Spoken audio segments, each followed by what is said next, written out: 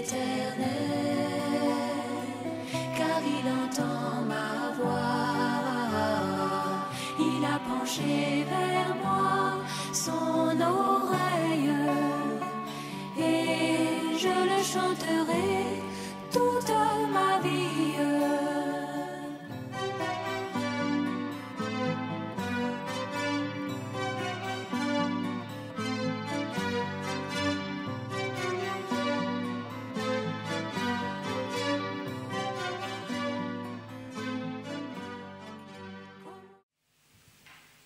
Tout à l'heure, je parlais avec nos frères dans la petite salle pour dire que, alors que demain, si on ne vient pas tôt, on n'aura pas de place pour s'asseoir.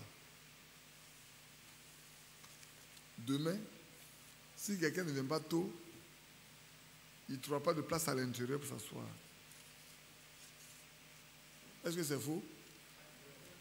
Mais quand nous regardons le nombre de personnes les samedis après-midi, souvent on se demande si on est conscient de ce pour lequel nous sommes ici. C'est important.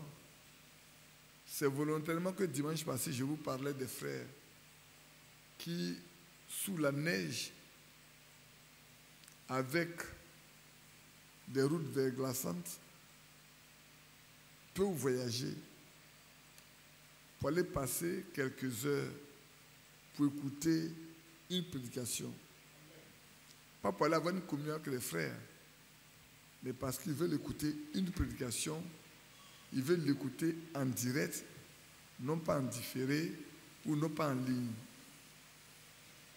Vous savez, il y a des frères, quand ils apprennent que nous sommes quelque part, ils veulent à tout prix être en ce lieu-là.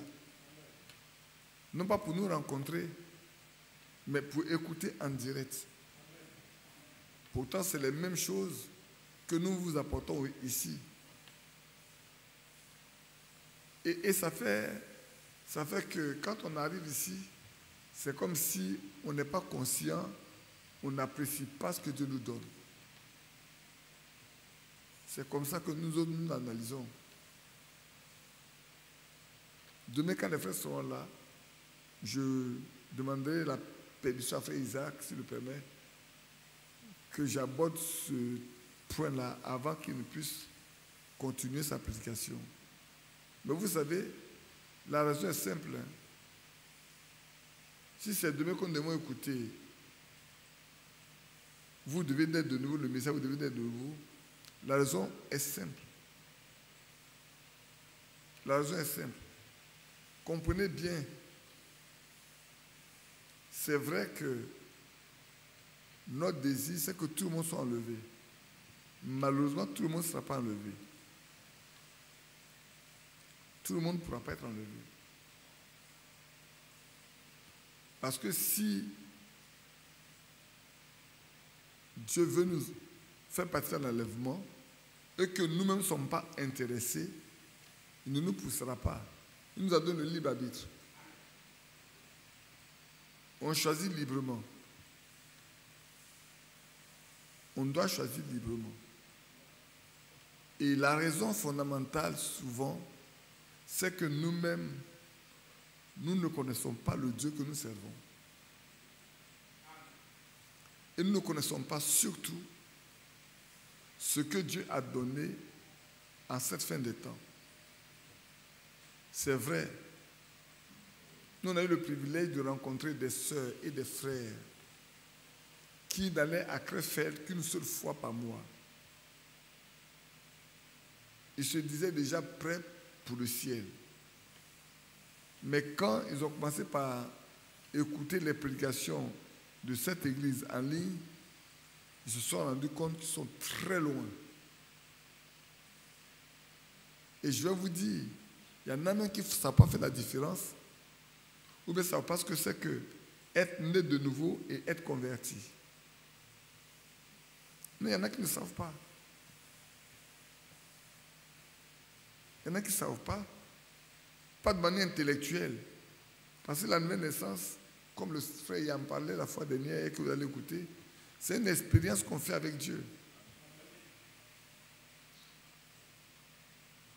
Autant de frères Branham, il y a des gens qui ont déménagé, qui ont vendu tous leurs biens pour déménager et venir habiter dans la même ville que lui, juste pour écouter la parole de Dieu, pour pouvoir se laisser préparer pour l'enlèvement. Quelqu'un dit, mais c'est fanatique. C'est du fanatisme. C'est peut-être vrai. Mais ils se sont rendus compte que c'est tellement important ce que Dieu fait en ce temps, que si tu ne participes pas à ça, on ne sait pas à quoi tu vas participer demain. Si tu n'es pas présent pour savoir ce que Dieu fait, on ne sait pas à quoi tu vas participer demain. Et tout ça, ça m'a surpris. Peut-être le seul mot, l'unique mot qui peut t'aider, toi, à te ressaisir, à comprendre ce que Dieu fait, ce seul mot-là, Dieu l'aurait donné peut-être un jour où tu n'es pas là.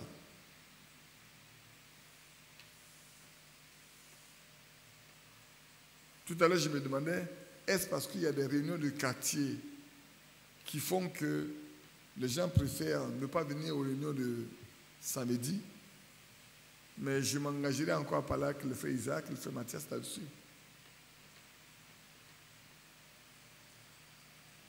Pour que si on peut arrêter les réunions des quartiers, on les arrête carrément, parce que ça suscite d'ailleurs trop de doctrines, trop de petits prophètes. Et puis qu'on se retrouve, s'il faut se retrouver 2 fois, 3 fois ici, qu'on le fasse les soirs. Partout ailleurs où on est passé, c'est comme ça que les frères se réunissent. Ils se réunissent dans les maisons. Il y a un lieu de culte, ils viennent dans un lieu de culte. Un bien-aimé soeur, bien-aimé frère, c'est important. Si les choses de Dieu ne nous tiennent pas à cœur, ne nous attendons pas à ce que Dieu nous prenne aussi à cœur. Ça, c'est clair. Souvent, je dis, les frères tiennent des réunions de prière dans les quartiers. Ils devaient trouver la solution à leurs problèmes dans les quartiers. Si je me trompe, dites frère Badi, tu te trompes. Hein. Mais les réunions de prière, c'est pourquoi? C'est pour que Dieu exauce nos prières dans les quartiers ou entre les réunions, non? C'est pas pour ça. Mais pourquoi ces sujets se retrouvent encore ici? Vous devez vous poser des questions. Ça vous dérangera. Mais moi, je me pose la question. Je me pose vraiment la question.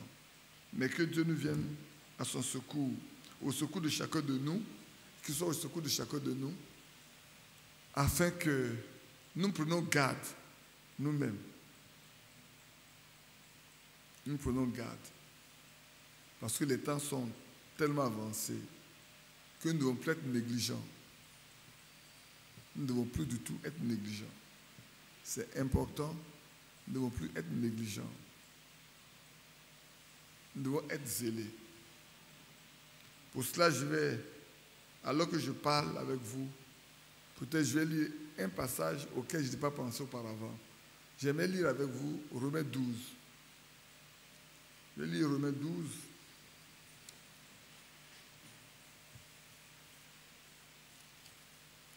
Pour nous aider un peu.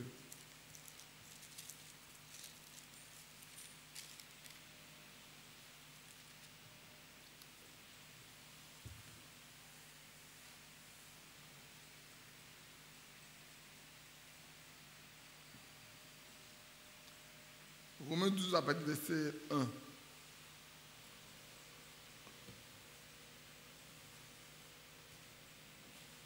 Je vous exhorte donc, frères, par les compassions de Dieu, à offrir vos corps comme un sacrifice vivant, saint, agréable à Dieu, ce qui sera de votre part un culte raisonnable. J'ai expliqué à nos frères d'Atlanta que le point focal d'une marche chrétienne, viennent de là. On en écoutera certainement demain le message. Vous devez naître de nouveau.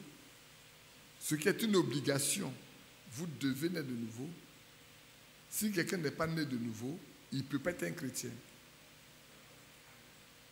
Et ici, l'exigence réclamée ici est assez corsée.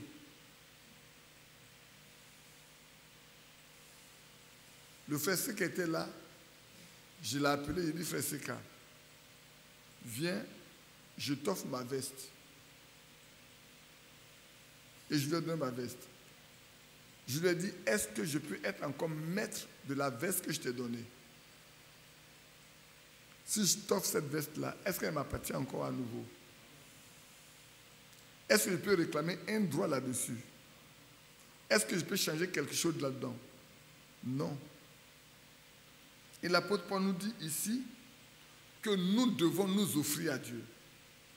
Chacun de nous doit personnellement s'offrir à Dieu, se donner librement à Dieu. Non pas en étant mort, parce que la Bible dit, celui qui vit dans les plaisirs du monde est mort quoique vivant. C'est vrai que l'apôtre Paul dit, la femme qui vit dans les plaisirs du monde est morte quoique vivante. Mais même un homme qui vit dans les plaisirs du monde, il est mort, même s'il est vivant. Même s'il est vivant, s'il vit dans les plaisirs du monde, il est mort. Or, le Seigneur ne voudra pas quelque chose de mort. Il veut quelque chose qui soit vivant. Il veut qu'on s'offre à lui en étant vivant. Ça veut dire, il veut qu'on s'offre à lui en étant détaché complètement du monde. Maintenant, quelqu'un dirait, mes frères, donc on ne doit plus rien faire dans ce monde-là. Non, en ne participant plus à ce qui est mondain. En n'ayant plus les mêmes pensées, les mêmes désirs, les mêmes sentiments, les mêmes manières de voir que le monde. Nous devons être complètement séparés. C'est de ça qu'il est question. S'offrir en étant vivant. Et en étant saint. Mais qu'est-ce qui nous rend saints? Le Seigneur, en priant dans Jean 17, l'a dit, sanctifie-les par la vérité, car ta parole est la vérité. La seule chose qui peut nous rendre saints, c'est la parole de Dieu et la parole de Dieu véritable. C'est pour ça que Dieu a voulu en cette fin de temps que nous retournions à ce que les apôtres ont enseigné. Parce que quand vous regardez la doctrine des religions, toutes ont la même doctrine. À l'exception de l'Église catholique, qui a quelques éléments qui lui sont particuliers. L'adoration de Marie, le chapelet. Sortez l'adoration de Marie, sortez le chapelet de l'Église catholique, sortez l'encens qu'ils mettent dans l'église. Vous allez vous rendre compte qu'il ne reste rien d'autre que les mêmes doctrines.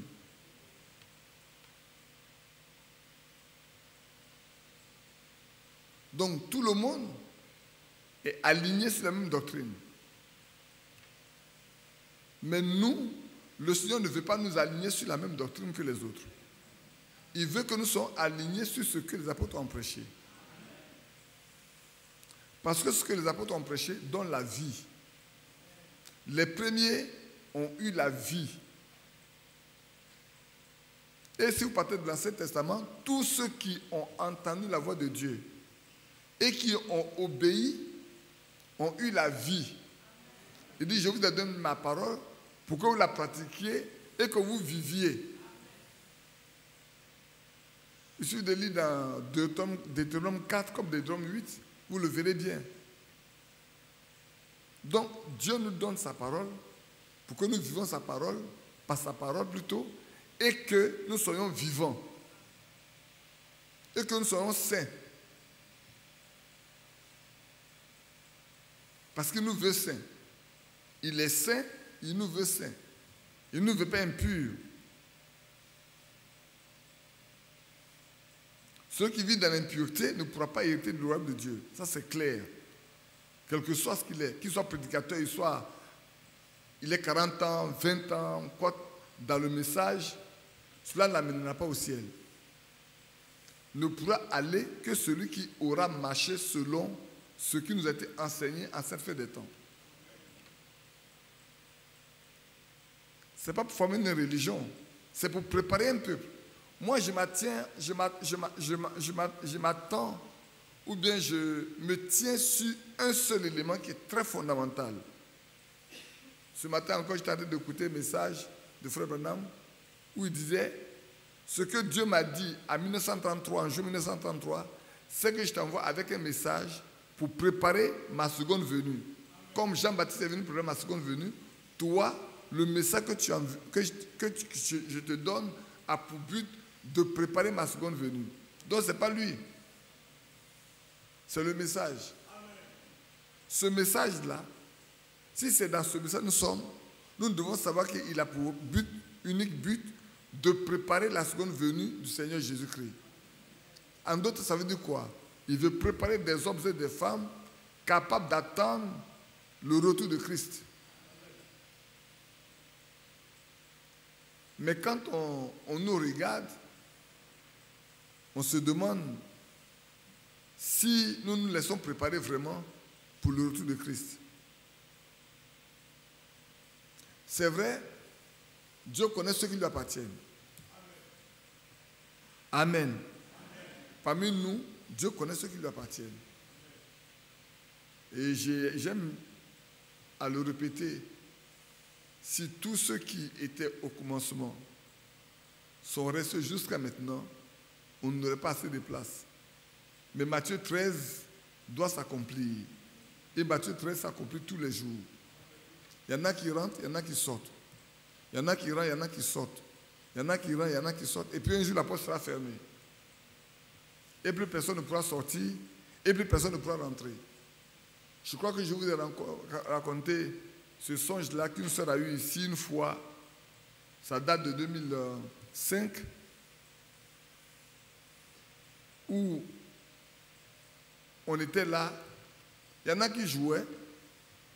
Et puis, il y avait l'ange de Dieu qui était là. Il faisait le tri. Quand tu arrives devant la porte et tu regardes, tu n'as pas le droit de rentrer. Il te met à l'écart. Et quand ceux qui devaient rentrer sont tous rentrés, lui-même, il a fermé la porte. Et la voix dit, maintenant, vous qui êtes dedans, vous ne pouvez plus sortir. Et ceux qui sont dedans ne peuvent plus rentrer. Un jour, ça arrivera. Peut-être que ça ne sera pas physique, mais spirituellement parlant, il y en a qui ne pourront plus rentrer et il y en a qui ne pourront plus sortir. Et ce n'est pas le seul cas. Il y a eu des cas où on devait voyager, où on devait faire le tri. Il y a beaucoup de personnes qu'on a exclues. On a exclu beaucoup de personnes qui n'ont pas été capables d'être admis à prendre le quart.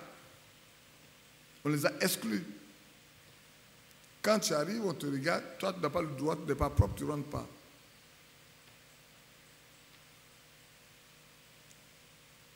Poursuivons. Agréable à Dieu. Nous devons être agréables à lui. C'est primordial que Dieu ait un témoignage de nous, comme il en a eu de Job, comme il peut le dire de David. Il dit, voilà un homme selon mon cœur. Est-ce que ce soir-là, que ce soit moi qui parle ou vous qui êtes assis là, est-ce que Dieu peut dire devant le diable, ceux-là, ce sont des gens selon mon cœur. Tu vois des gens qui me craignent. Pour rien au monde, ils n'abandonneront la foi. Pour rien au monde, ils ne vont pas troquer leur foi pour les biens de ce monde. Pour rien au monde. Être agréable. Et lui me l'a dit, celui qui m'a envoyé là est toujours avec moi parce que je fais toujours ce qui lui est agréable. Est-ce que nous aussi, nous pouvons dire, Seigneur, nous faisons tous les jours ce qui est agréable? Si nous ne sommes pas capables de le dire, il n'est pas trop tard. Mais c'est le moment de prendre conscience que nous devons être capables de plaire à Dieu à tout instant de notre vie.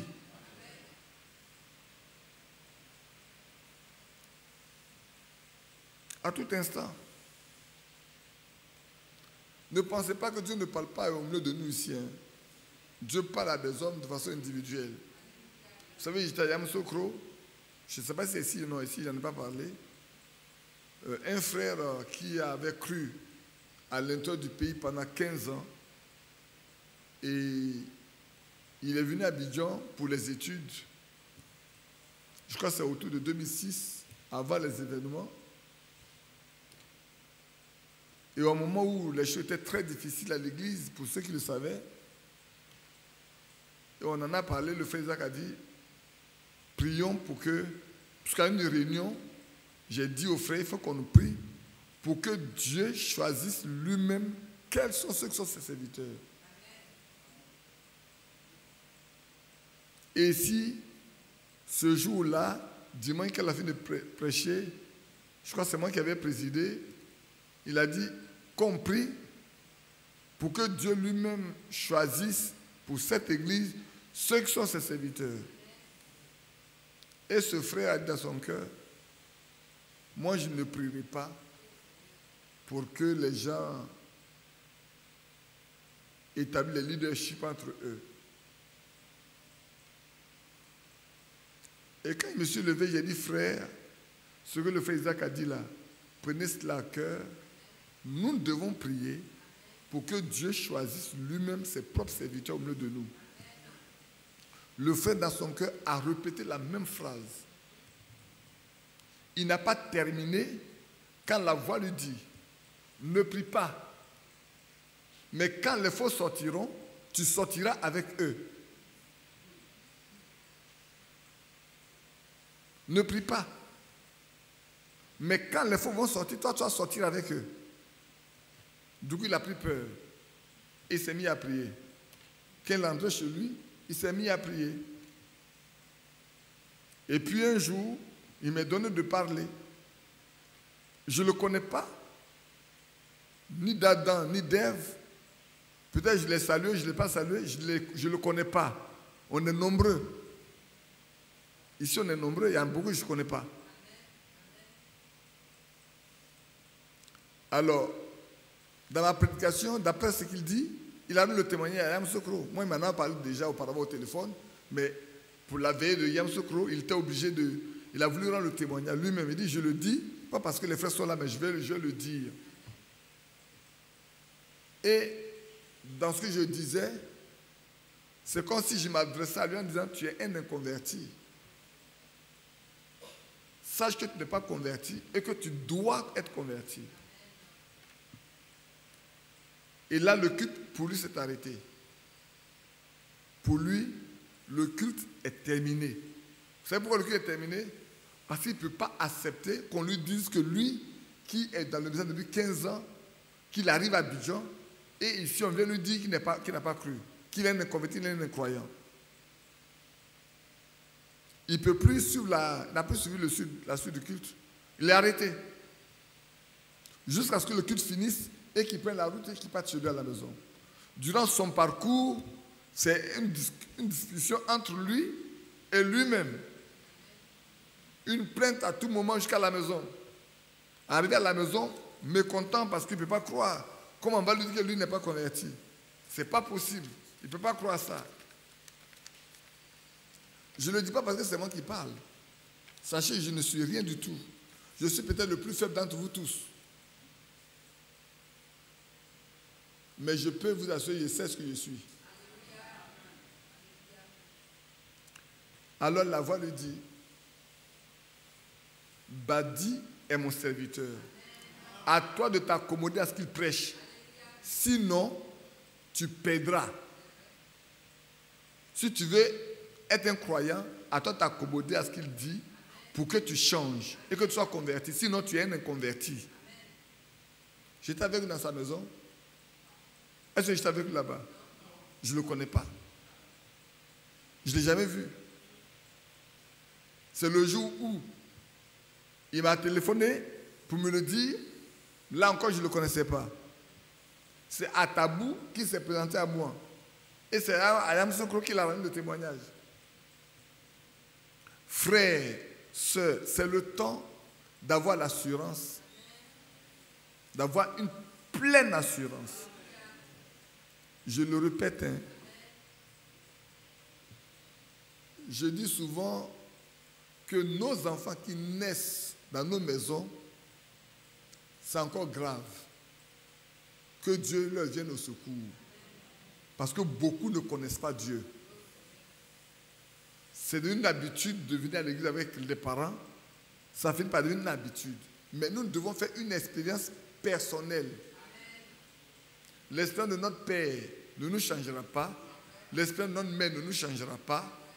Mon père est ici parce qu'il a fait une expérience avec Dieu. Ma mère est ici peut-être parce qu'il a fait une expérience avec Dieu. Ou bien elle est ici parce qu'elle est enthousiaste.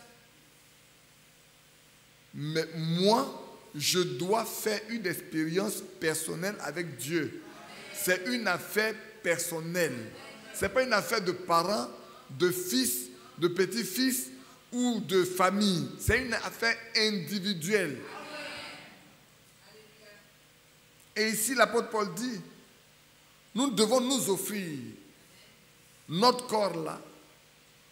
Regardez bien, il parle de notre corps. Parce que c'est notre corps qui est en contact avec le monde extérieur. Et c'est notre corps qui a les 5 sens qui nous permet d'être en contact avec l'extérieur et d'être en contact avec notre âme.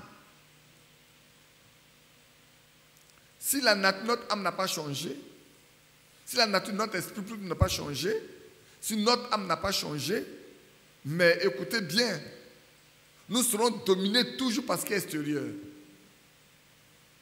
Parce que nous entendons, parce que nous voyons, parce que nous sentons, parce que nous touchons.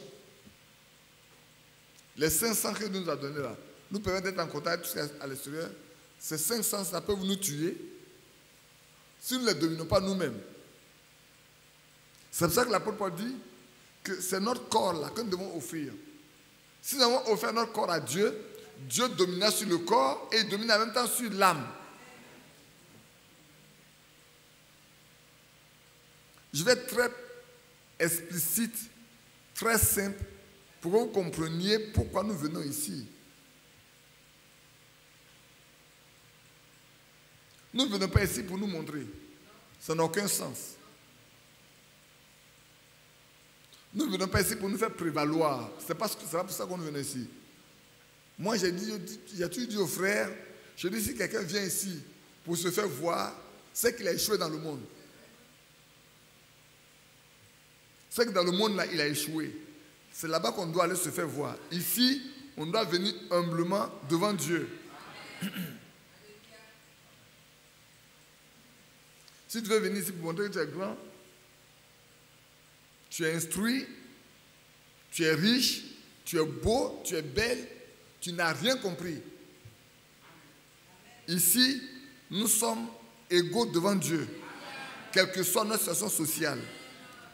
C'est pour ça que la fois dernière, le frère Isaac a dit, nous n'avons pas besoin de dire à quelqu'un, tu es vilain, tu es beau, tu es ceci. Dire à quelqu'un tu es vilain, c'est que tu insultes Dieu qui l'a créé. C'est Dieu qui l'a créé ainsi. C'est ce que Dieu veut qu'il soit, qu'il est. Et toi, tu trouves que ce n'est pas bon ce que Dieu a fait de lui. Mais prenez le potier, prenez l'argile. Le potier fait de l'argile ce qu'il veut. Il prend de l'argile, il fait des vases à usage d'honneur, il fait des vases à usage vil, il en fait qui sont bien, qui sont beaux, il en a qui sont tordus, mais il fait ce qu'il veut avec. Et c'est comme ça que nous sommes dans la main de Dieu. Mais ce qui est important ce soir, que nous devons nous tous retenir, c'est que Dieu veut notre corps. Il le veut saint. Ah oui, il le veut vivant. Il le veut agréable à lui. Notre corps, Dieu le veut. Parce que dans notre corps, nous avons aussi la bouche que je n'ai pas citée. Avec cette petite langue, Jacques dit bien, c'est un feu. Notre langue là, notre langue qui est là, c'est un grand feu qui nous dévore. Il n'y a rien de plus difficile à dominer que la langue. La langue là, elle est très difficile à dominer. La langue est difficile. La langue se vante de tout. Avec la langue, on peut construire un monde, on peut détruire un monde. Avec la langue, on peut construire tout un monde, comme on peut détruire un monde. L'esprit qui est derrière, qui utilise la langue là, il peut faire miroiter beaucoup de choses qui sont vraies, alors que c'est vraiment du faux. Mais ce n'est pas la langue. Poursuivons. Au verset 2. Ne nous conformons pas, je fais même le nous. Ne nous conformons pas au siècle présent. Alors, qu'est-ce que c'est que le siècle présent? Pourquoi l'apôtre Paul ne veut pas que nous soyons semblables au siècle présent? Pourquoi? Parce que si le verset 1 s'est accompli, nous serons différents de ce qui se passe dans ce monde actuel. Mais si le verset 1 n'est pas accompli en nous, alors il nous dit, faites attention. Le monde présent est très mauvais. Nous sommes dans une période très mauvaise. C'est pour ça que le frère Branham a prêché ce message-là. Le Dieu de cet âge mauvais. Le Dieu qui gouverne cet âge-là, c'est un âge mauvais. Puisque le monde entier est sous la domination du malin. Sauf les croyants. Sachez que, frère, sachez une chose. La fois dernière, je parlais avec un collaborateur qui parlait également d'une situation où quelqu'un disait ceci. Je ne sais pas si c'est un collaborateur, si c'est une connaissance. Et un féticheur lui dit, ah, c'est un collaborateur qui me disait, les gens vont chercher des médicaments pour se protéger, pour faire tout. Mais l'un des féticheurs lui a dit, les seules personnes que nous craignons, c'est les chrétiens. Pas ceux qui vont à l'église, pas les religieux, mais les chrétiens.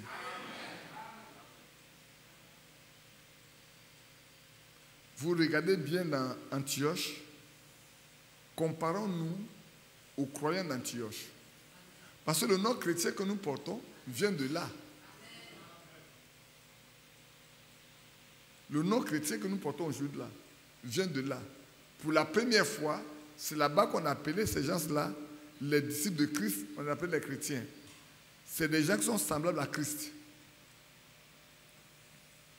Il dit les seules personnes que eux, les féticheurs, craignent, c'est les chrétiens. Parce que ceux-là, tu ne peux jamais avoir accès à eux. Mais pour tous les autres, mais c'est du temps perdu. Et il y a un monsieur de chez nous, là où on a fait la convention, le village où on a fait la convention, il y a un monsieur là-bas, c'est un grand marabout, qui aime faire le marabout. Et son père lui a dit, tu perds ton temps. Il dit, quand tu viens avec tes fétiches là, avant tu ne rentres dans la cour, moi j'ai fini de discuter avec eux. Je leur ai donné ce que tu veux. Quand tu rentres là, ils ne rentrent pas dans la maison. Tu es seul, tu es nu. Alors il faut arrêter. Les seules personnes à qui on ne peut pas avoir accès, c'est les chrétiens. Il est du village où on a fait la convention là. Chez nous là, à Dabré. Il est de là-bas. C'est un vieux de là-bas. Il dit quand tu rentres avec tes fétiches là, quand tu as été prendre tes médicaments, tu viens là. Avant tu n'entres à la maison, déjà moi j'ai fini de conclure le contrat avec eux. Donc il ne rentre pas dans la maison avec toi. Il reste dehors. Parce que je leur ai donné tout ce qu'ils demandent. Toi, tu penses qu'ils sont avec toi, mais moi, je sais que tu es nu. Si je vais te faire du mal, moi, ton père, si je veux te faire du mal, je peux te faire du mal parce que tu n'es pas protégé. Mais les seuls qu'on ne peut pas atteindre, c'est des chrétiens.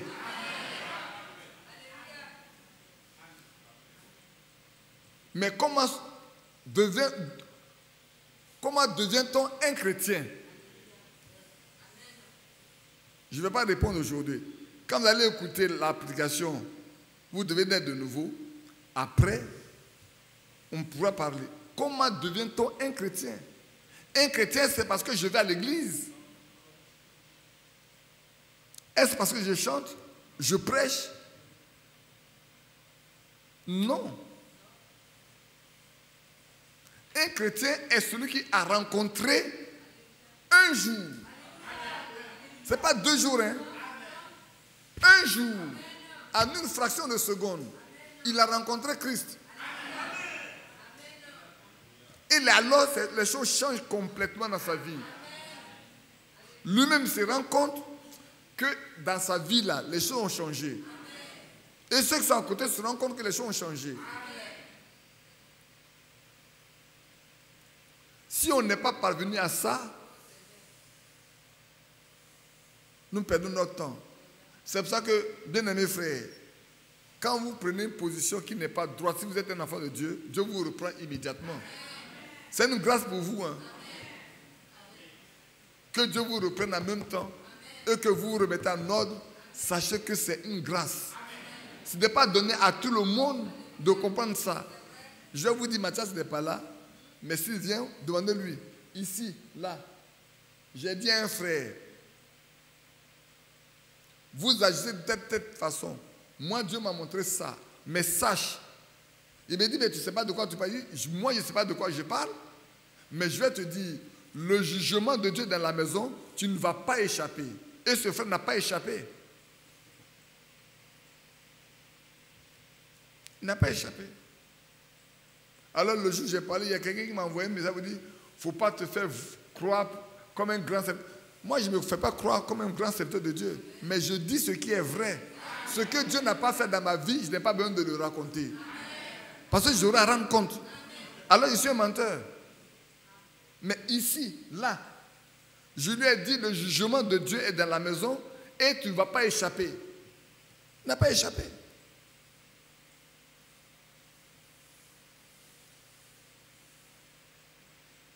Donc revenons à notre frère et sœurs.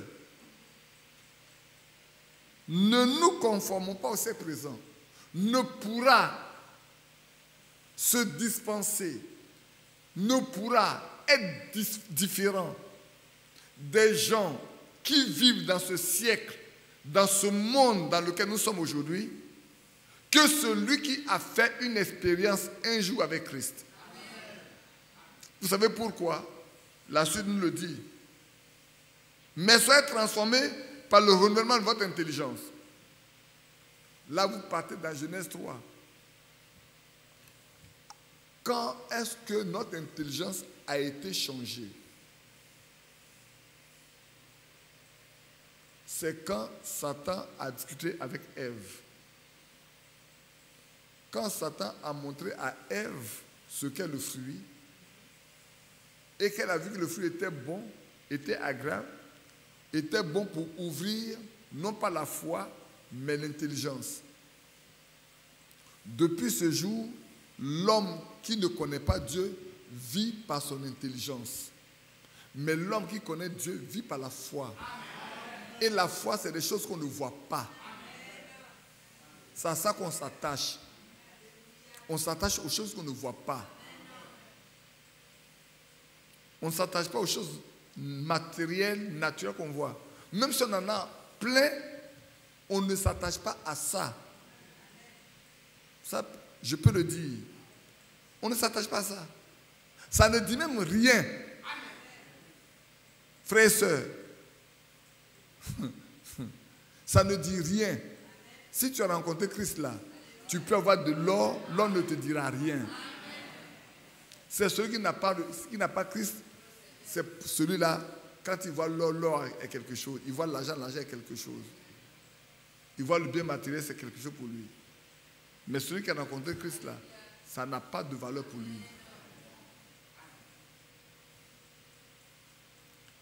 Et ici, nous ne devons plus vivre par notre intelligence. Nous devons vivre par la foi.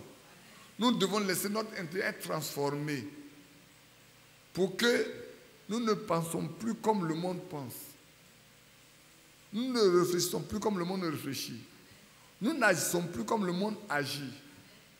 Vous savez, quand on n'a pas cru, on est trompeur. On est automatiquement trompeur.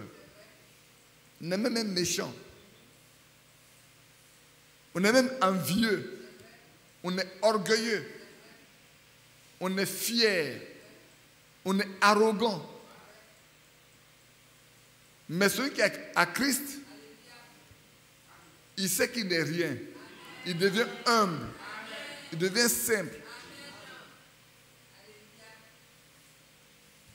Vous avez souvent vos frères qui êtes ici, vous-même ici, beaucoup de personnes nous racontent des histoires disant que vous êtes des personnes qu'on ne peut pas atteindre. On dit pour avoir frère Isaac ou frère Mathias, il faut faire une audience de 1 mois, de 2 mois avant de pouvoir le rencontrer.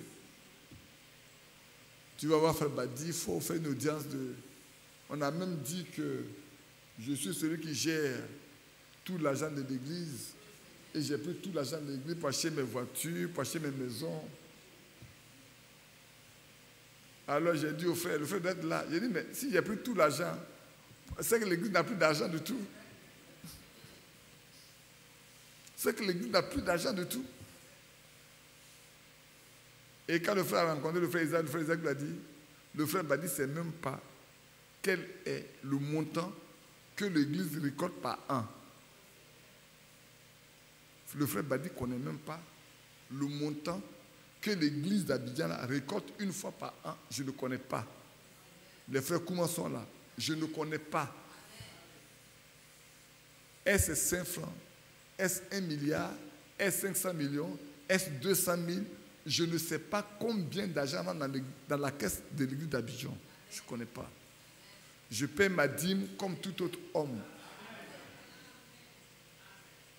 Mais je suis fier de dire, Seigneur, je ne veux pas dépendre de l'église d'Abidjan.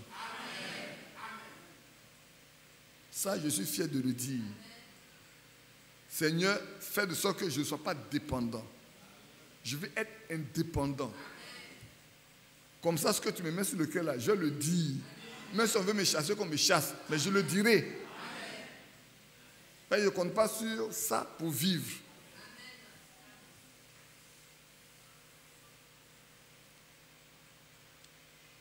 On ne dit pas tout.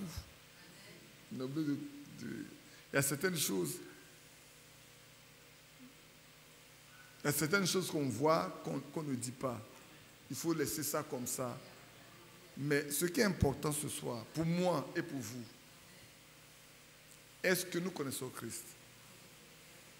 La première question, c'est celle-là. Qui m'intéresse? Est-ce que nous connaissons Christ? Est-ce que nous connaissons la valeur de ce que Christ nous a préparé pour aujourd'hui? Le siècle dans lequel nous sommes là, dans ce siècle-là, moi je le divise en deux. Il y a le siècle, ce siècle-là, il est grand, comme nous le voyons, avec tout le cosmos, toutes les lois, tout ce qui se passe, le monde. Mais à l'intérieur de ce siècle, il y a une chose que Dieu a faite qui est très particulière. C'est ce qu'il a apporté en ce 20e siècle qui concerne les enfants qui préparent pour son enlèvement. Donc il faut séparer ce siècle-là en deux. Il y en a pour lequel l'apôtre Paul dit, nous ne devons pas nous conformer à ça. Mais il y a un pour lequel nous sommes obligés d'être conformes avec. C'est ce que Dieu a décidé de faire maintenant là. Ça, on doit être conforme à ça. Moi, j'ai rencontré des frères et des sœurs qui ont dit ceci. Aujourd'hui, ne nous attachons pas à un homme. Fût-il un pasteur, fût-il un docteur, fût-il un évangéliste, fût-il un prophète, ce que nous voulons, c'est uniquement ce qui sort de la bouche de Dieu. Si une parole vient, qu'elle est de Dieu, que le pasteur soit d'accord ou il n'est pas d'accord avec, ça ne nous concerne pas. Nous, ce que Dieu a dit là, c'est ça qui nous intéresse. Et ça, vous pouvez le lire dans 1 Jean chapitre 11. Je vais vous le lire. Je vais juste vous le lire avant de revenir. Et puis on va se mettre à prier. Je sais que ce n'est pas avec beaucoup de paroles. Mais si l'essentiel est donné,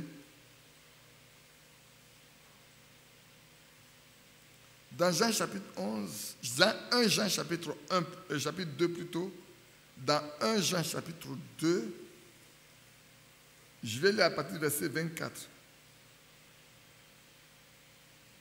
Et prêtez bien attention à ce que nous allons lire. Ce que vous avez entendu dès le commencement demeure en vous. Ce qui a fait que vous avez changé de lieu de culte. Ce qui a fait que vous avez changé de manière d'adorer.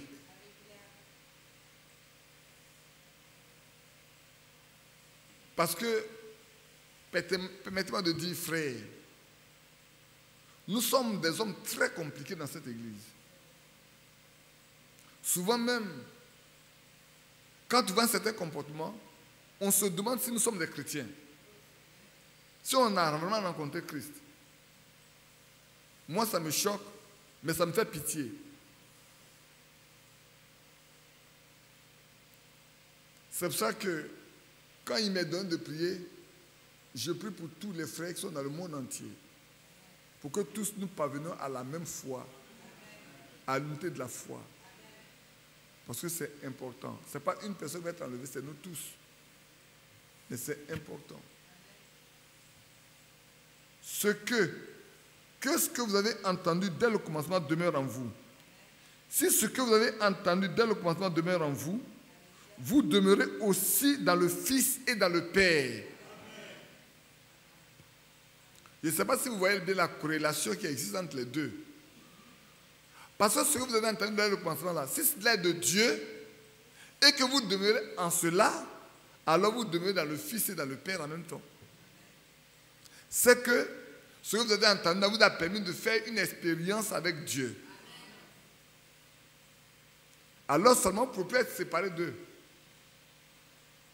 Vous pouvez être séparés du Fils, ou vous pouvez être séparés du Père. Je ne sais pas si on se comprend.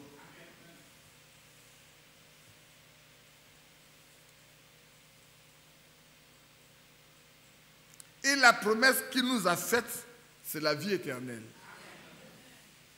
Frère, Dieu ne nous a pas fait la promesse de nous donner de l'or, de nous donner de l'argent, de nous donner des femmes, de nous donner des maris.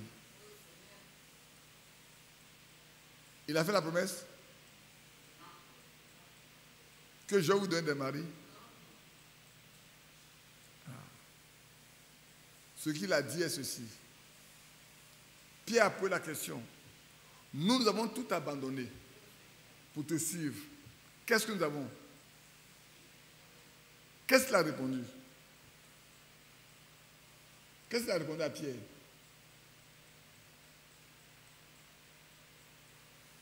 Il dit, il n'y a personne qui a quitté son père, sa mère, son champ, ses biens, qui ne reçoive ici-bas quoi? La vie éternelle et la persécution. Réalisez dans Matthieu, vous allez vous rendre compte. Vous aurez la vie éternelle, parce que la vie éternelle est supérieure à tout. C'est pour ça que ça nous dit, ce qu'il nous a promis là, c'est la vie éternelle. Les autres, je parle ivoirien, c'est des goissous. Ce n'est pas l'essentiel. L'essentiel, c'est la vie éternelle. La vie qui ne passe pas. La vie qui ne change pas. Et quand Patel lit dans Ésaïe 40, il dit une voix dit crie. Il dit mais que crierai-je? Il dit l'homme est comparable à quoi? À l'herbe des champs. L'herbe sèche et la fleur tombe. Voilà ce qu'est l'homme. L'homme que nous sommes là. Nous sommes comme l'herbe des champs.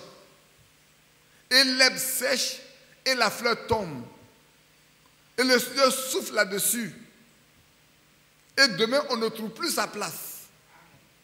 Mais celui qui croit, il vit éternellement. Parce que la parole de Dieu demeure éternellement.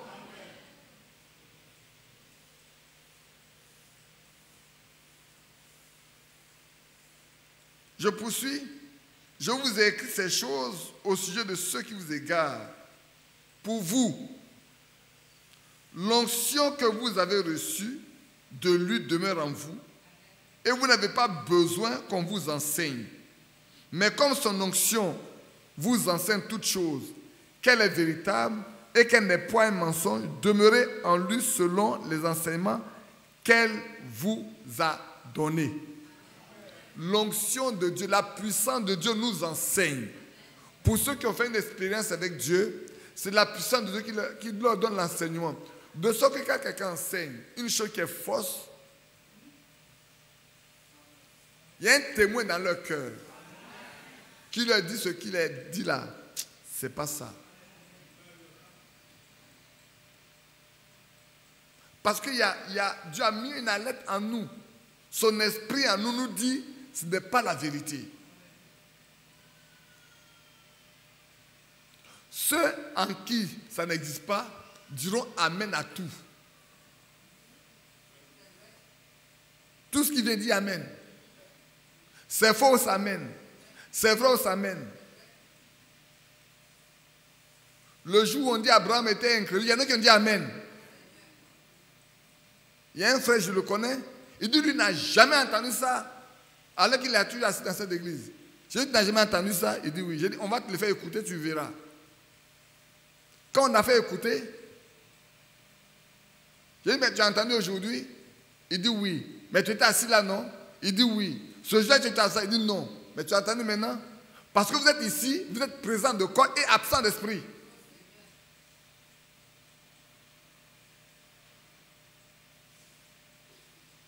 Il y en a qui sont présents ici, mais ils ne sont pas présents d'esprit. En esprit, ils ne sont pas là. De sorte que le Saint-Esprit ne peut pas leur parler. Et c'est pour ça que le frère Sylvestre vous dit, ne dormez pas, ne dormez pas, ne dormez pas. Parce que si tu dors, tu n'entendras pas. Si tu n'as pas entendu, comment tu veux que ça pénètre dans ton cœur pour que tu puisses saisir ce qui te sauve?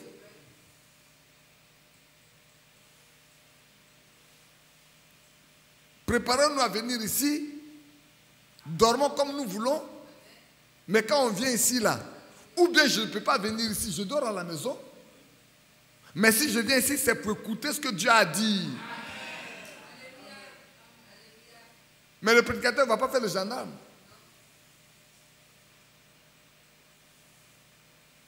Moi, j'ai dit à Frère Isaac, ne t'occupe pas de ceux qui dorment. Prêche. C'est pour ceux qui ne dorment pas. Il ne faut pas faire le gendarme. Notre rôle n'est pas de faire le gendarme. Notre rôle est de parler à ceux qui veulent écouter Dieu. C'est tout. Si tu as quitté chez toi, tu as pris le transport et tu viens ici pour que tu dormes, c'est que vraiment tu n'es pas fait pour ça.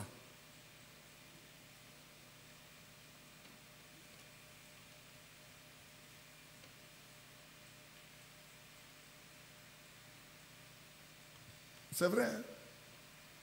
Je ne peux pas quitter chez moi, parcourir près de 20 km. La Sama, quand vous quittez chez vous là pour venir, ça fait combien de kilomètres? Peut-être que vous n'avez jamais fait attention. Quand vous quittez chez vous pour venir ici là, ça fait combien de kilomètres? Combien? Voilà. Tu multiplies ça par 3, tu es arrivé déjà chez moi au village. Alors tu as passé 22 kilomètres Tu as 22 km, paie ton carburant, être stressé au volant, avec tous les accidents possibles. Et tu vas arriver ici, tu vas dormir sans rien avoir appris. Mais quand on chante, tu es réveillé. Et tu danses. Mais quand on prêche, tu es endormi. Tu ne sais pas, c'est le diable qui t'empêche d'écouter ce que Dieu veut te donner.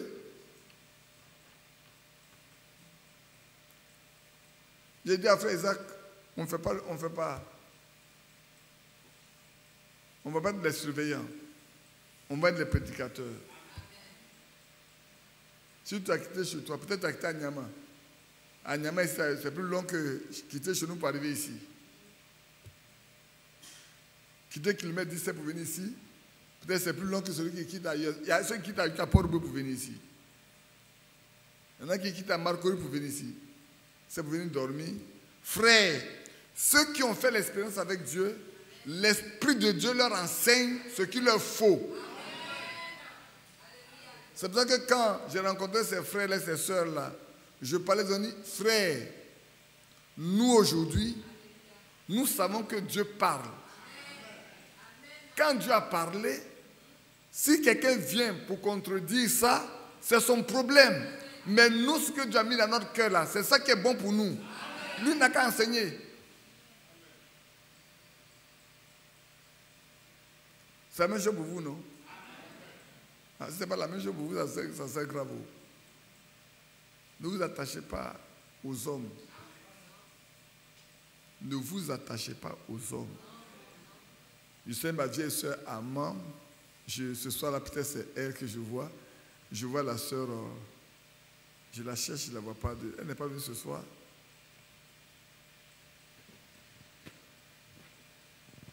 Non, je ne la vois pas. Il y a des vieilles sœurs comme ça, qui sont depuis des années. L'une des plus vieilles sœurs, c'est celle-là. Elle pleurait quand elle était encore bébé en 77. Quand on est à l'église, elle pleurait tout le temps. Quand elle arrive à la maison, elle connaît tous les chants qu'on chante. Elle apprenait à tout le monde. Mais si c'est pour venir ici et ne rien apprendre de Dieu, ça ne sert à rien de venir ici. Et ne pas être sûr de partir, de recevoir cette promesse qui nous a été faite. Ce qui nous a été fait comme promesse, ça, c'est la vie éternelle. Est-ce que vous avez la vie éternelle? Demain, quand vous allez écouter, vous devez naître de nouveau. C'est une question qui a été très forte pour Nicodème. Hein? Il dit, tu dois naître de nouveau. Si tu n'es pas de nouveau là, tu ne peux pas comprendre. Tu ne peux même pas voir. Ça dit tout ce qui est le royaume de Dieu là, quand on parle là, c'est du charabia pour toi. On parle de l'enlèvement, on parle de la guérison divine. Tout ça là, c'est quoi ça? Est-ce qu'aujourd'hui, avec la médecine qui est développée comme ça là, on peut encore guérir? Un jeune est parti prêt pour quelqu'un. Quand on a fini, c'est tout. On dit, c'est tout. Il dit, c'est tout. Il n'y a rien à faire après. Il faut croire simplement. Si tu crois, tu verras. C'est tout. Il n'y a rien d'autre. On parle à quelqu'un qui est là, qui écoute et qui exécute ce qu'il a ordonné qu'on fasse. Je ne sais pas si vous avez compris. On accomplit un ordre qui a été donné. Un ordre a été donné d'aller, d'imposer les mains aux malades et de prier pour les malades. Malheureusement, permettez-moi de dire, frères et sœurs, il y a des choses que nous ne faisons pas, nous tous. Quand on est malade, la Bible dit, appelez les anciens qui viennent chez vous pour prier pour vous. Vous savez, un jour, un frère m'a appelé. Il dit, les malades. J'ai dit, bon, qu'est-ce qu'on fait? Il dit, frère, j'ai été à l'hôpital, on m'a donné des analyses à faire. Alors je t'ai appelé pour que tu puisses m'aider. Il dit, bon, d'abord, on va prier. Il dit, mais je n'ai pas besoin de la prière. J'ai besoin de l'argent pour aller à l'hôpital. J'ai dit, bon, quand tu n'as pas besoin de la prière, moi aussi, je n'ai pas d'argent pour toi. Je n'ai pas d'argent pour toi. Il dit, ah bon, j'ai dit, oui, je n'ai pas d'argent pour toi. La première des choses que je connais, c'est que Dieu guérit. Maintenant, si on a pris que Dieu veut que tu ailles à l'hôpital, on va s'arranger pour que tu ailles à l'hôpital. Mais tu refuses la prière, tu refuses Dieu. Mais si tu refuses Dieu, moi, c'est Dieu qui est tout pour moi. L'argent que Dieu m'a donné, je ne le donne pas. Pourquoi tu ne veux pas de lui? Et j'ai raccroché. Et on va aller te faire bâtir un méchant. Oui, j'accepte cette méchanceté-là. Je l'accepte même. Je la porte même comme un habit.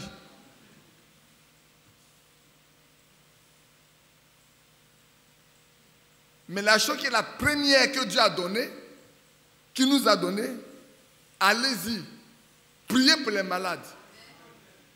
Et nous devons exécuter à la lettre ce que Dieu dit. C'est quand on n'est pas converti, qu'on n'a pas fait une expérience avec Dieu, qu'on néglige les choses de Dieu, qu'on préfère les choses du monde par rapport aux choses de Dieu. De ce cas, quelqu'un m'appelle, je vais écouter, je reste tranquille. Je ne connais pas. Moi, mon téléphone, je ne le ferme pas à cause de ce que beaucoup de frères appellent. Beaucoup de sœurs appellent. Et il y a des moments où je n'ai pas pu décrocher, je rappelle, on me dit c'est une cabine. Bon, c'est une cabine, je ne peux pas faire autrement. Mais quand je peux joindre la personne, j'appelle, tu m'as appelé, oui, je te rappelle. Parce que j'ai vu que tu m'as appelé. Quel est le problème? Ah, c'est pour que tu pries pour ma mère qui est malade, tu pries pour ma soeur. Prions. Mais appelle-moi pour me rendre compte après. Parce que quand j'ai prié pour toi, je continue de prier pour la personne. Et je vais savoir qu'est-ce que Dieu a fait, où on en est aujourd'hui. Ce n'est pas moi qui guéris, c'est lui qui guérit. Mais il a dit de prier. Si on a prié, on veut savoir s'il nous a écoutés ou s'il ne nous a pas écoutés. S'il nous a exaucé ou n'est pas exaucé. S'il ne nous a pas exaucé, on cherche à savoir pourquoi il n'y a pas eu d'exaucement.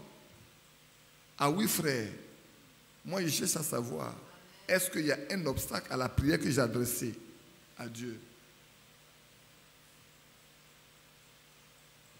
Donc revenons un peu dans Romains là pour terminer.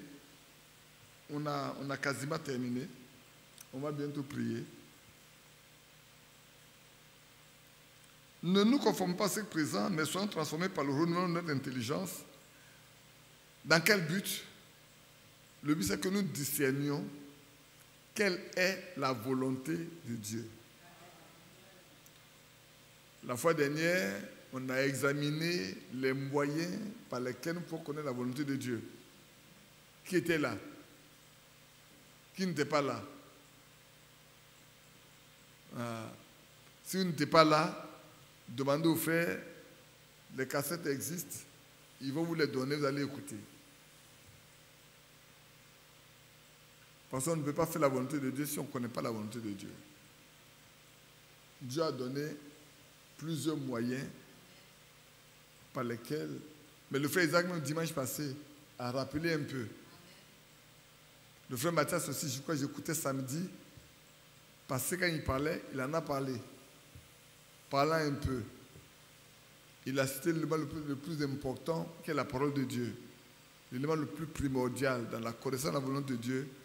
Comment le jeune homme rendait-il son sentier pur? C'est en suivant la parole du Seigneur. La révélation de ta parole est claire. Vous savez, j'ai dit à Atlanta aux frères que ce livre-là, ce n'est pas un livre. Hein. Qui sait que ce n'est pas un livre? Non, je ne vois pas. Qui sait que ce n'est pas un livre? C'est quoi? Hein? C'est Dieu lui-même. Au commencement était la parole. La parole était avec Dieu et la parole était Dieu. Et voilà la parole de Dieu. Donc si c'est la parole de Dieu, c'est que nous avons Dieu lui-même. C'est pour cela que ce qui est écrit dedans là, ça s'accomplit. Ce que les philosophes ont écrit là, ça ne s'accomplit pas. Prenez le Coran, ça ne s'accomplit pas. Prenez les livres de Bouddha, ça ne s'accomplit pas. Non. Il y a un seul livre dans lequel les promesses s'accomplissent, c'est celui-là.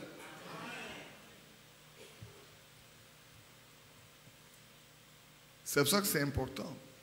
Aujourd'hui, Dieu l'a rendu clair et simple pour nous, pour que nous la comprenions.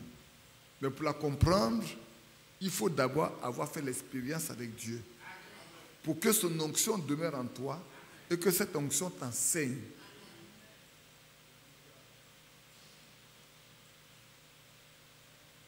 Afin que nous discernions quelle est la volonté de Dieu. Ce qui est bon, agréable et parfait. Soyez parfaits comme notre Père Céleste est parfait. Soyons parfaits. Soyons parfaits. Quelqu'un dit, mais la perfection n'est pas de ce monde. Si Dieu a créé ses enfants dès le commencement parfait. Dès le commencement, il nous a créés parfaits. Vous pouvez le lire dans Hébreu. Il nous a porté à la perfection une fois pour toujours, par le sacrifice de son sang. C'est que dans Hébreu 9, lisez Hébreu 9, Hébreu 10, vous allez voir. Maintenant, comme je peux vous le dire, j'ai l'habitude de prendre l'exemple, et je m'arrêterai là, d'un manguier qui produit des mangues. D'abord, ça produit des fleurs, c'est faux. Un manguier qui commence là, ça produit des fleurs. Des fleurs, il y a beaucoup de fleurs qui tombent, qui ne donnent pas de fruits. Et puis après, il y a des fruits qui naissent. On voit beaucoup de fruits. Au fur et à mesure, on voit des fruits qui tombent. Mais ce sont des fruits. Mais ils tombent, non? Mais il y en a qui ne tombent pas. Il y a du vent, il y a tout, il y a la tornade. Si la branche n'est pas cassée, ces fleurs restent à leur place. Jusqu'à ce qu'ils grandissent. Même s'il y a la tornade, ils sont toujours là. Jusqu'à ce qu'ils deviennent mûrs. C'est quand ils sont mûrs seulement que ces mangues-là tombent. Mais pas avant. Mais pourquoi? Pourquoi les autres tombent et puis cette mangue n'est pas tombée? Parce que dès le commencement, elle est parfaite. Par contre, les autres ne sont pas parfaites. C'est vrai qu'elle tombe avant maturité. Elle est parfaite. Rien ne peut la faire tomber. Jusqu'à ce qu'elle soit mûre. C'est comme ça que Dieu fait de ses enfants. Vous pouvez baptiser 2, 3, 4, 5 personnes le même jour. Et puis vous observez, un an après, il y a un qui a disparu. Après, 2 ans après, il y a un autre qui a disparu. Mais il y a un, il est toujours là. Il y a vent, il y a marée, il est toujours là. Pourquoi? Parce que dès le commencement là, Dieu sait que celui-là, quelle que soit la situation, il va s'accrocher à lui. Les autres trouveront toujours une occasion pour partir. Être parfait, être agréable à lui, voir ce qui est bon. Faire la différence entre ce qui est la volonté de Dieu et ce qui n'est pas la volonté de Dieu. Discerner, c'est pouvoir faire la différence. C'est faire la différence entre ce qui est la volonté de Dieu et ce qui n'est pas la volonté. C'est pour ça que souvent, les jeunes frères qui veulent se battre, qui viennent me voir, je leur pose une question simple. Je dis, frère, ton affaire là-haut, tu es sûr que Dieu est dedans? Demandez-leur. Hein. Est-ce que Dieu est dedans? Tu es sûr que Dieu est dedans?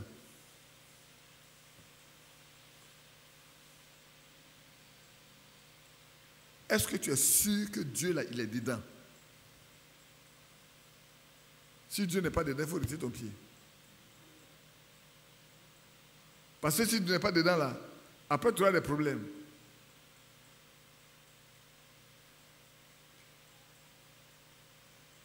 Maintenant, si Dieu est dedans, qu'il y a des problèmes, reste tranquille.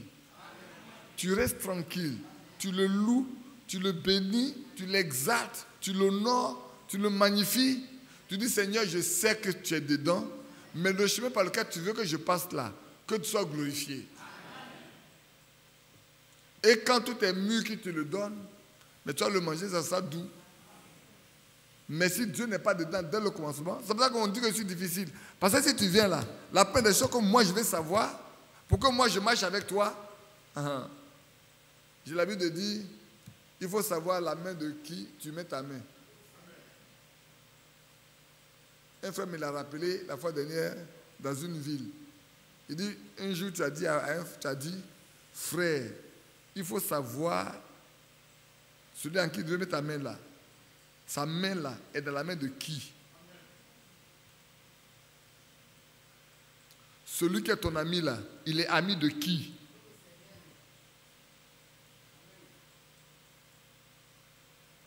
Celui que tu choisis là, lui il a choisi qui? C'est valable encore aujourd'hui. Hein? Si sa main est dans la main du diable, tu mets ta main dans sa main, c'est que toi aussi ta main est dans la main du diable.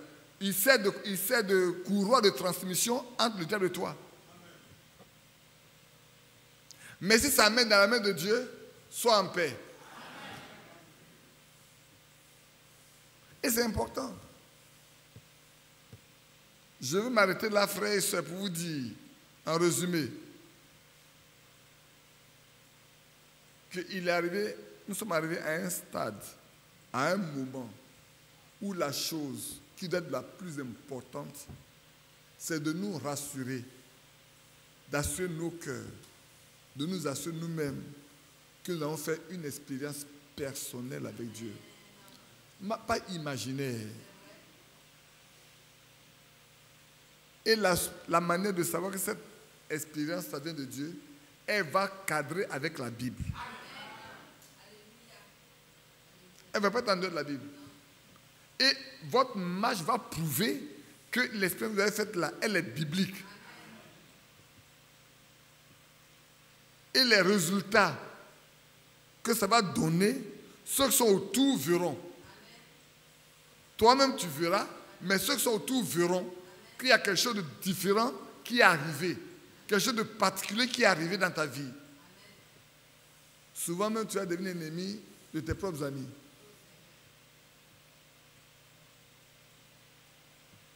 Tu vas devenir ennemi même dans ta propre maison, tu as tué des ennemis. Personne ne te comprendra plus. Parce que tu ne comprends pas les autres. Tu ne comprends pas qu'ils vivent comme ils vivent.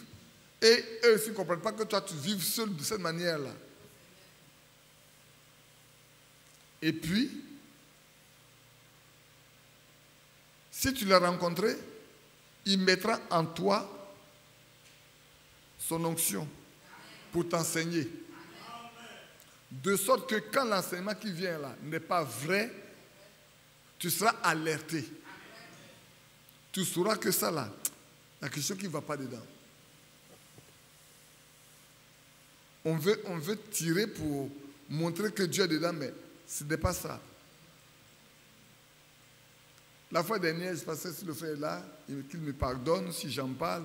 Pour terminer, il y a un frère qui dit, mais lui ne comprend pas pourquoi les femmes doivent travailler, elles doivent rester à la maison. On a quitté le village, on venait ensemble, pendant tout le temps, je l'ai écouté. Pendant plus de 30 minutes, je l'ai écouté parler. Et puis quand on approchait vers Bobo, je lui ai dit, frère, lis-moi telle écriture. Je ne lui ai rien expliqué. Hein. Prends-moi telle écriture et puis lis ça. Il a lu jusqu'à... Il me lit tout le chapitre. Il a lu tout. Frère, prends-moi telle écriture et puis tu me lis ça. Il a lu tout le chapitre. J'ai dit, la Bible dit que le témoin de deux est vrai. Non? Il dit oui. J'ai dit, qu'est-ce que tu penses maintenant? Il dit, je n'avais pas vu ça comme ça. Il dit, d'accord. Comme tu n'as pas vu ça comme ça, maintenant, qu'est-ce que tu penses? Il dit, ce que j'ai lu là me convainc que c'est vrai. Il dit, ah bon, d'accord. C'est moi qui lui ai parlé? Non. Il a lu les Écritures. Je ne lui ai pas donné d'explication. Je lui ai donné les passages bibliques qu'il lise lui-même. S'il est fils de Dieu, il va être convaincu par le Saint-Esprit qu'il est en train de prendre une voie qui apparemment est bonne. Mais il ne peut pas en faire une loi, ni un commandement pour tous les autres. C'est une affaire de foyer. Si moi je décide que mon foyer là, ma femme ne travaille pas, si elle est d'accord avec moi, c'est notre affaire. Mais je ne peux pas dire à l'autre pourquoi sa femme travaille. Je ne peux pas. Puisque dans Proverbe 31, la femme vertueuse là, elle va chercher au loin tout ce qu'il faut pour sa maison. Ruth, c'est par le travail qu'elle a eu Boaz.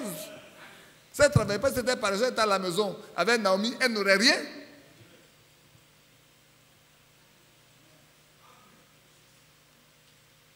Donc il y a beaucoup de choses, c'est vrai, mais celui qui a l'Esprit de Dieu, donnez-lui les Écritures. N'expliquez pas. Parce que la parole de Dieu explique par elle-même. Si me t'a expliqué, non frère, ce que tu dis c'est vrai, mais voilà des conditions, ça c'est ma pensée. Mais la pensée de Dieu est dans la parole de Dieu. Et il n'y a pas un seul morceau de notre vie que Dieu a oublié. Si quelqu'un dit qu'il y a un morceau de notre vie que Dieu a oublié, c'est faux. Il n'y a pas un seul morceau de notre vie. Que Dieu vous bénisse.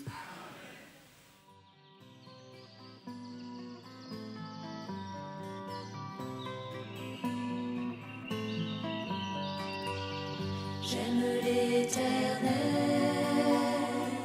car il entend ma voix. Il a penché vers moi son oreille, et je le chanterai toute ma vie.